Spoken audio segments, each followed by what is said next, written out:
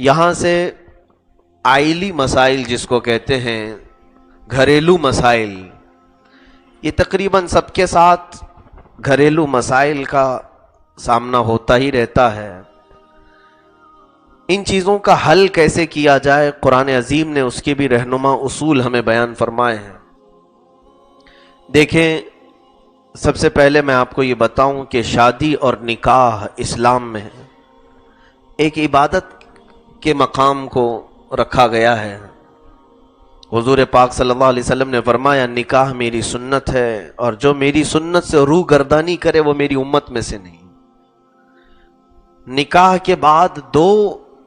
رشتے نئے بن جاتے ہیں۔ اگر رشتوں میں ہی نکاح کر رہے ہیں تو کوئی حرج نہیں،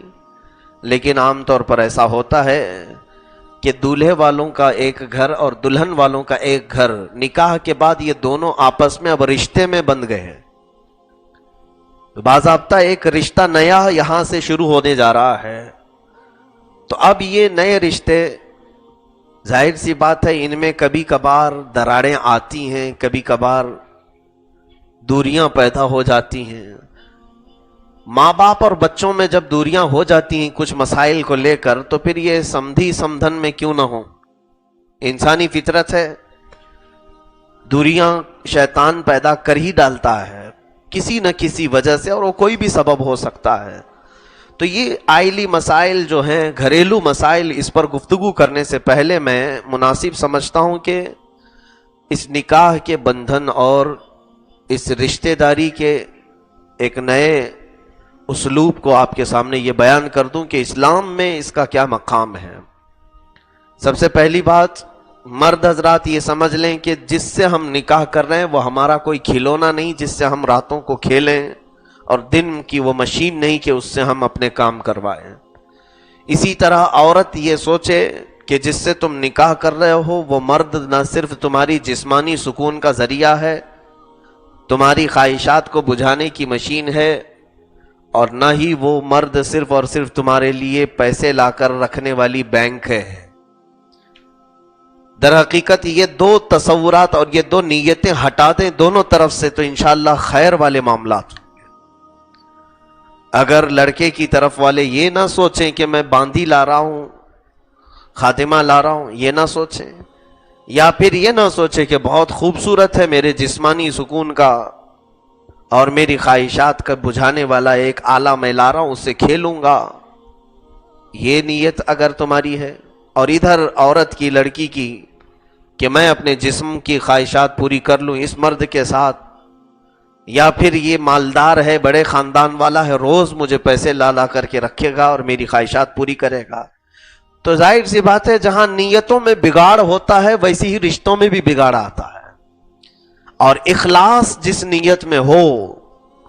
اللہ کی رضا اور میرے آقا صلی اللہ علیہ وسلم کی سنت پر عمل کرنے کا جذبہ ہو، تو پھر ان رشتوں میں آٹومیٹیکلی یعنی غیب سے اللہ تعالیٰ مٹھاس پیدا فرماتا ہے،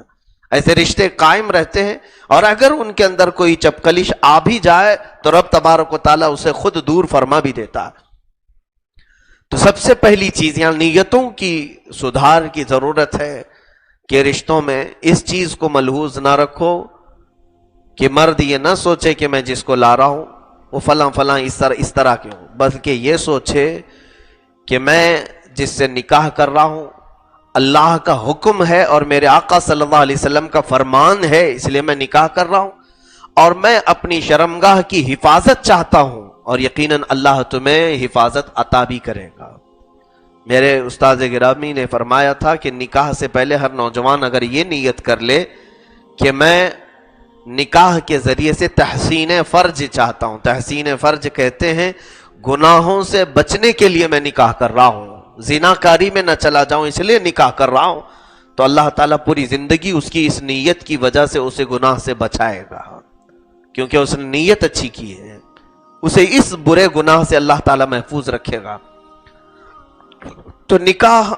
ایک عظیم چیز ہے اسلام میں، یہ گڈے گڑی کا کھیل نہیں ہے کہ آج صبح کی اور شام میں توڑ دیے، پھر تم اپنی جگہ پر ہم اپنی جگہ پر، اس کو ہلکے میں نہ لیا جائے۔ اور یورپ میں اور بہت سارے ماڈرن کنٹریز جو ویسٹرن کلچر وہاں پر نکاح کی آج کوئی اہمیت نہیں، بلکہ ان کے ہاں چلتا پھرتا ایک کھیل ہے۔ صبح نکاح کر لو، اگر نہ جمے تو شام میں ٹوٹ جاؤ، الگ ہو جاؤ۔ بسا اوقات تو وہاں سنا ہے کہ 2 بچے ہو جاتے ہیں پھر بھی نکاح نہیں ہوتا، بعد میں آپس میں طے کر لیتے ہیں اب ہم کو نکاح کر لینا چاہیے، بہت دن ہو گئے۔ یہ ہے معاملات۔ تو نکاح کا کوئی وہاں پر خاص مقام نہیں ہے، لیکن اسلام میں نکاح کی اوپر بہت زیادہ اہمیت دی گئی۔ اس کی وجہ یہ ہے کہ یہ نکاح کے ذریعے سے ہی ہماری نسلوں کی حفاظت ہے۔ اگر نکاح کا یہ طریقہ نہ رہتا تو آج آپ کس کی اولاد ہے یہ پتہ ہی نہیں چلتا، تمہارا نسب ہی محفوظ نہیں رہتا۔ نسب کیسے محفوظ رہے گا؟ آج آپ کے ایک باپ ہونے پر آپ کو فخر ہے، وہ اس لیے کہ نکاح کے ذریعے سے آپ دنیا میں آئے۔ نکاح کا بندھن نہ ہوتا تو تمہیں اپنے ایک باپ کا یقین بھی نہیں ہوتا، پتہ نہیں کتنے باپ ہوں گے، کیونکہ نکاح ہوا ہی نہیں ہے۔ تو یہ نسب کی حفاظت اسلام میں بہت ضروری ہے، جس کی وجہ سے نکاح کو اتنی اہمیت دی گئی۔ میرے عزیزوں، اب نکاح کو آسان کر لیں تاکہ بعد کے خرافات سے محفوظ ہو جائیں۔ اب دیکھیں، جس آیت پر مجھے آج گفتگو کرنی ہے یہ آخری مقام ہے، شروع کی باتوں کو یہاں پر نہیں ہے، یہ اس وقت کے متعلق آیت میں آیا ہے۔ دیکھیں آیت کا ترجمہ بھی آپ نے سنا، اللہ فرما رہا ہے اگر میاں بیوی میں جھگڑے ہو جائیں وَإِنْ خِفْتُمْ شِقَاقَ بَيْنِهِمَا، اگر تم کو میاں بیوی کے جھگڑے کا خوف ہو، بیوی بھی جھگڑ رہی ہے شوہر بھی جھگڑ رہا ہے، دونوں میں نبھ نہیں پا رہی ہے، تو یہ بعد کا مسئلہ ہے نا، اس سے پہلے بھی تو کچھ چیزیں ہیں وہ سنو۔ پہلے جھگڑے کی نوبت آئی کیوں، یہ سبب کیوں بنا، اس پر میں تھوڑی سی گفتگو کروں گا۔ یہ اللہ تعالیٰ نے حل بیان فرمایا یہاں پر۔ رب تبارک و تعالیٰ قادر مطلق ہے، وہ بندوں کی فطرتوں سے بہت خوب واقف ہے۔ رب تعالیٰ نے یہ فرمایا کہ اگر جھگڑے کا اندیشہ ہو تو دونوں طرف کے ایک ایک پنچ کو بٹھاؤ، فیصلہ بھی شوہر بیوی آپس میں کرنے مت بیٹھ جاؤ، پھر وہ ہوگا کہ ادھر کینچی چلتی رہے گی اور ادھر ہتھوڑا چلتا ہی رہے گا، کوئی خاموش نہیں ہوں گے، دونوں اپنا اپنا پاور بتائیں گے اور پھر طلاق تک کی نوبت آ جائے گی۔ اس لیے اللہ رب العزت نے جو یہاں فرمایا کہ دونوں کی طرف سے صلح کرانے والے کوئی جائیں اور وہ آپس میں بیٹھ کر کے صلح کرائیں، ان کو حکم یہاں کہا گیا ہے قرآن میں۔ حکم جو ثالثی کروائے، یعنی دونوں کے معاملات کو بیٹھ کر کے سلجھائے، اس کو حکم کہا گیا ہے۔ لیکن اس سے پہلے کی یہ تمام چیزیں، وجوہات کیا ہیں، اسباب کیا ہیں، یہ جھگڑے ہو کیوں گئے؟ دیکھیں اس کی 2 صورتیں ہو سکتی ہیں۔ جھگڑے کی وجوہات کبھی کبھار انسانی فطرت کی وجہ سے، انسانی فطرت ہے ہی جھگڑالو، کیونکہ رب تعالیٰ نے قرآن میں اس کے متعلق فرمایا نہایت ہی جھگڑالو ہے، جلد باز ہے، انہو کان ظلوما جہولا، انجان بھی ہے اور جھگڑالو بھی ہے، عجولا ایک جگہ فرمایا اللہ نے کہ جلد باز ہے۔ تو یہ فطرت کی وجہ سے کبھی کبھار وہ جھگڑے ہوتے ہیں جس کو ہم کہتے ہیں چھٹ پٹ، یعنی جو گھر میں چلتی رہتی ہے، چھوٹی موٹی چیزیں ہو گئی۔ مثال کے طور پر شوہر کو روٹی چاہیے تھا،